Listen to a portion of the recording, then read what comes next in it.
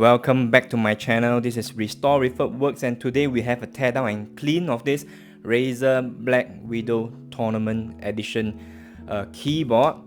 So from the year you can see it's introduced in 2014, and same thing, I got it for cheap because the seller says that it's heavily used and there's one keycap missing, which is the right key shown here.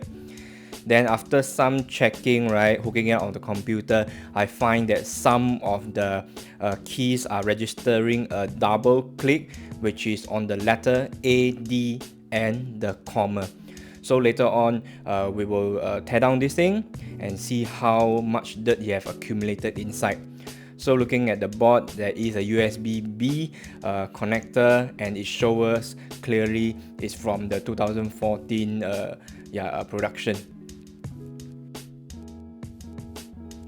So from an exterior, you can see that there's some dust in between the caps and some dirt stuck grimy on the caps.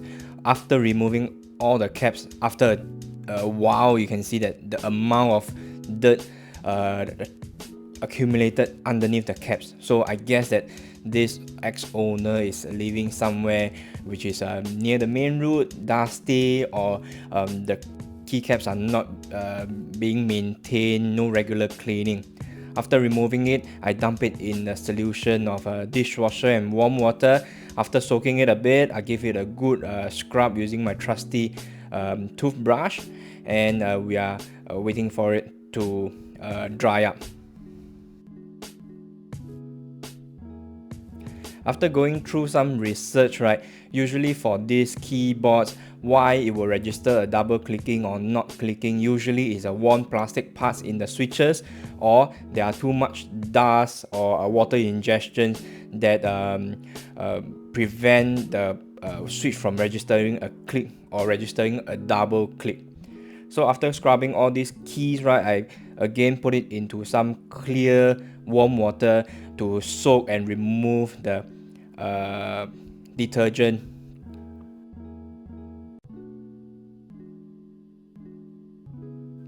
So just an update, so far from my channel, 99% of you guys, viewers, have not subscribed to. Do help us by subscribing, and a big shout out to my subscriber from the United States and India. You are the best. However, we have Germany and the United Kingdom viewers. You are not far away.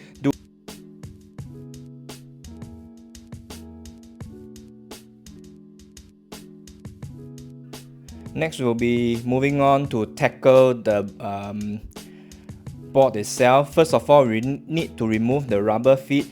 In fact, only the rubber feet on the corner. The one right in smack in the center, it does not need to be removed.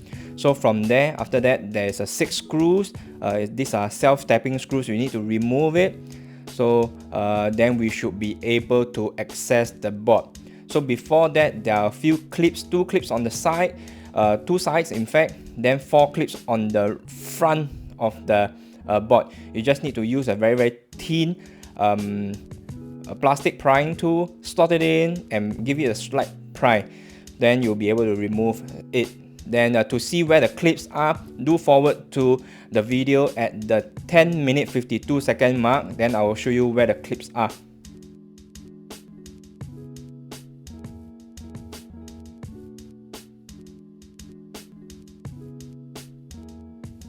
At this point of time, I'm quite excited to see what amount of dust is found inside the board. If you can see on the top middle part of the screen, there's some dust already.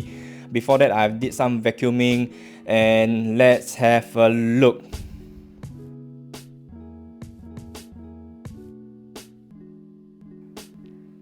And my goodness, I guess this board might have been to the desert. The amount of dust and fur particles inside, wow, it's crazy.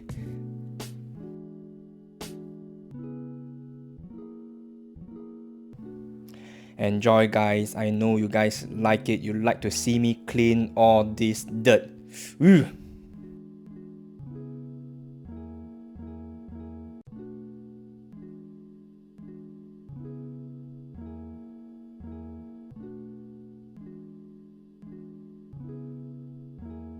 So next, to break down the board even further, there's 4 self-tapping screws at the bottom part of the board. You just need to remove it. This is holding the main PCB. But however, be careful, because at the center lower part of the board there is this LED light.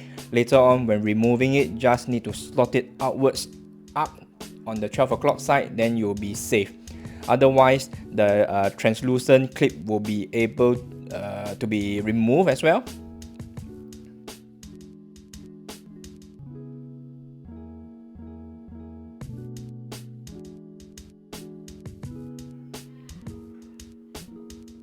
Oh my gosh. Anyone needs pepper for their soup? Let me know. I'll send them some via FedEx. So before we can totally remove the board, right, there's 2 more button head screws you need to remove for the secondary PCB. Oh my goodness. Even there's dust on the underside of the board. You can see here for the PCB, every switch is nicely soldered quite solidly. But however, with a good soldering iron, some flux, we'll be able to remove the switches and replace it easily. So from here you can see the LED light. Do not put too much pressure on it, otherwise you'll break it and need to replace it also.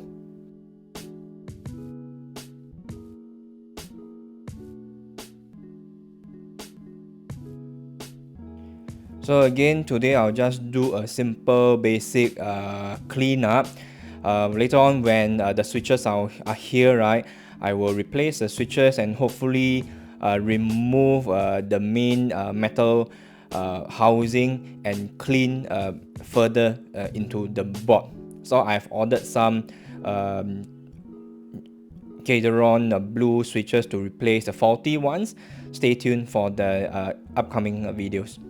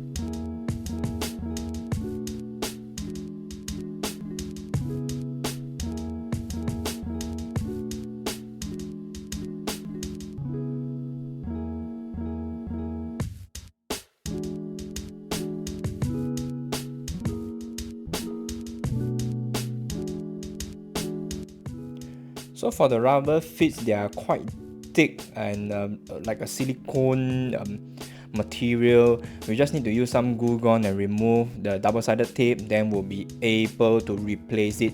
Not necessary to buy new ones. The top and back casing, I have washed it in the toilet with some dishwashing detergent, and now it smells tangy and wow, so refreshing. Then we'll mount the PCB board onto the back casing. Be careful, the LED light, we slot it into the opaque housing first, then next lined up the secondary board. From here, remember the screws is the button head Phillips screw. It's also self-tapping. Just make sure that it connects to the thread properly, otherwise rotate it out counterclockwise. After it's sitting, tighten it.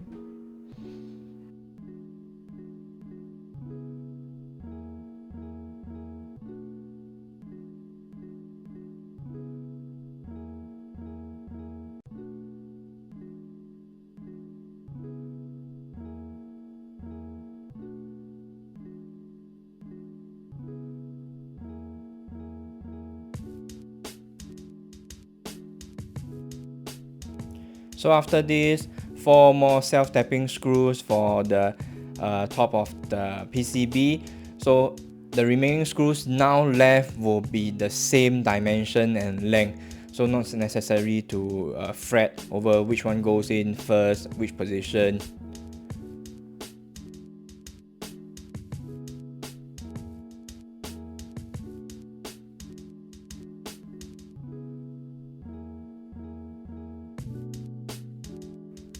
So installing the top part of the case, right, the 12 o'clock side, which is the port side, goes in first. Once it's in, then we can snap on the clip shown here. Again, 2 on the sides, 4 on the front.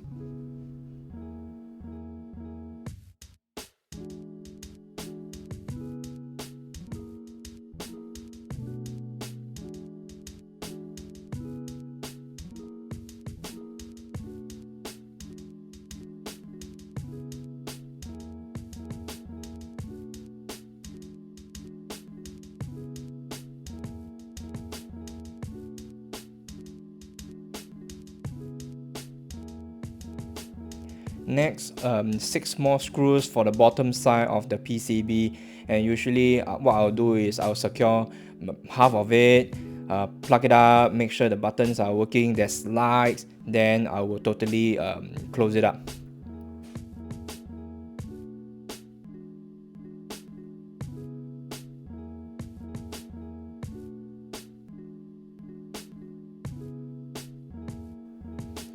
Putting on the keycaps, what I'll do is I'll start with the long caps first. Now we have the space bar.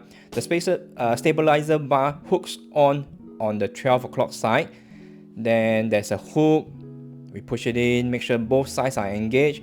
Give it a few taps, make sure it doesn't sound weird, then we're good to go. The other stabilizer bar, right, you'll mount on at the 6 o'clock side upwards. So for people who are new to this, even for myself, what I'll do is I'll take picture of the board before tearing it down. So when installing, I have a reference of which of the keys go where, because sometimes, for example, G and 9, it looks similar. Then you'll be wondering which one goes where.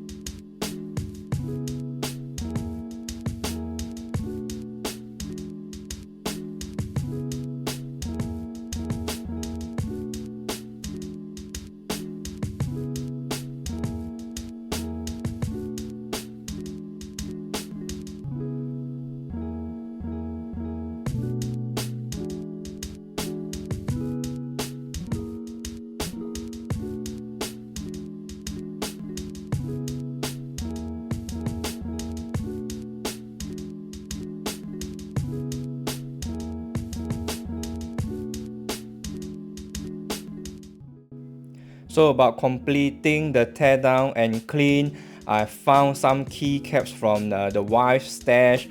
So we have a full 26 alphabet and some pink numbers, but not for me. So I'll just savage her up, down, left and right button for this build while waiting for the new replacement keycaps to come. So far, I'm pretty happy with this teardown and clean. I learned quite a few things. How this is my first keyboard teardown, but I'm quite sure there'll be more to come by, and some modification and soldering, desoldering work to showcase.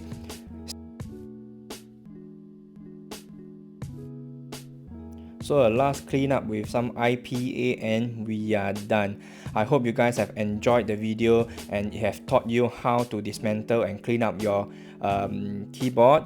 Do like the video and subscribe for more content to come. Signing off. This is Restore Refurb Works.